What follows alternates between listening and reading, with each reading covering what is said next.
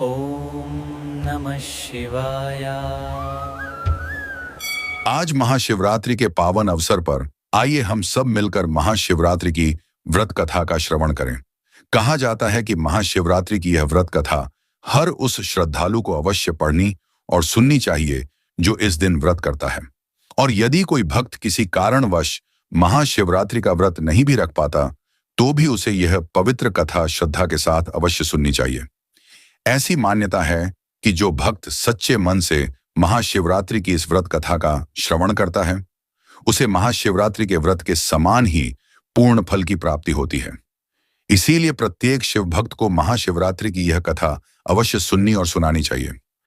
अधिकतर जनमानस यही जानता है कि महाशिवरात्रि भगवान शिव और माता पार्वती के विवाह के उपलक्ष्य में मनाई जाती है, लेकिन कुछ विद्वानों का मानना है कि शिवरात्रि के दिन ही भगवान शिव ने वह विष पिया था जो सागर मंथन के समय समुद्र से निकला था। परंतु शिव पुराण में महाशिवरात्रि से जुड़ी एक और अद्भुत कथा का वर्णन किया गया है।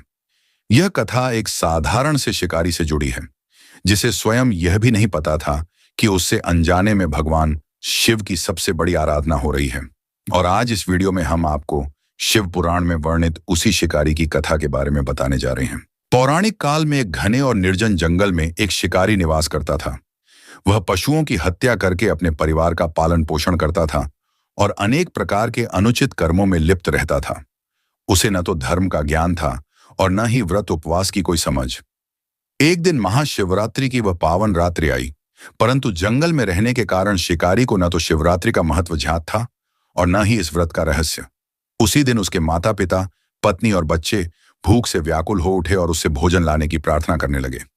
यह सुनकर शिकारी अत्यंत व्यथित हो उठा और शिकार की खोज में जंगल की ओर निकल पड़ा, परंतु संध्या तक उसे कोई भी शिकार नहीं मिला।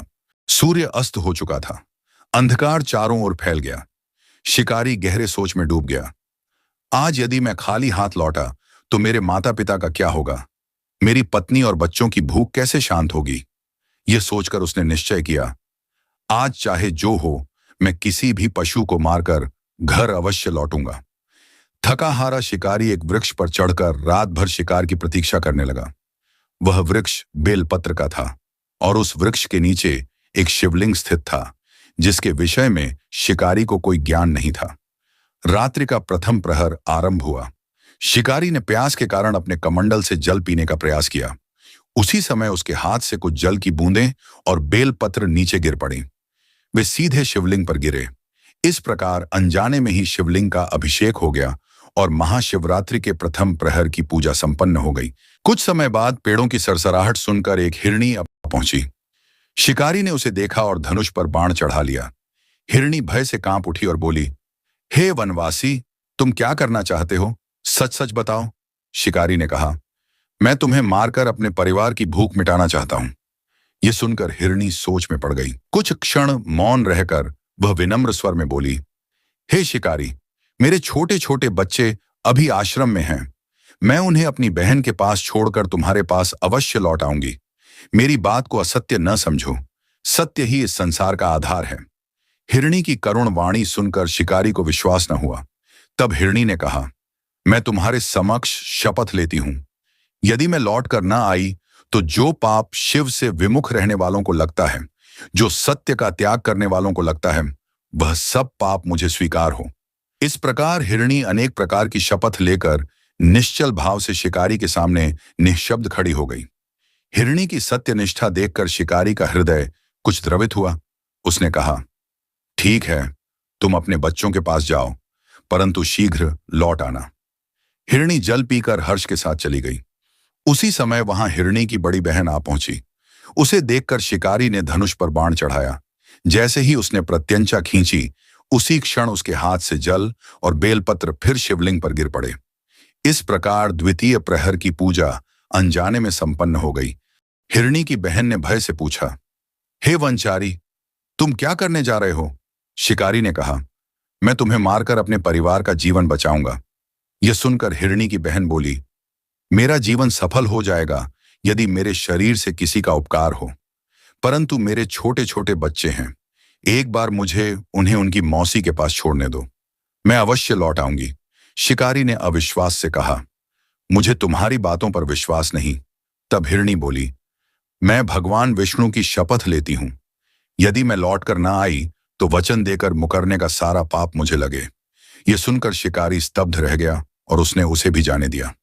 रात्रि का तृतीय प्रहर बीतने लगा। शिकारी प्रतीक्षा करता रहा। उसके मन में अजीब सी शांति उतरने लगी थी। उसी समय उसने एक और हिरण को आते देखा।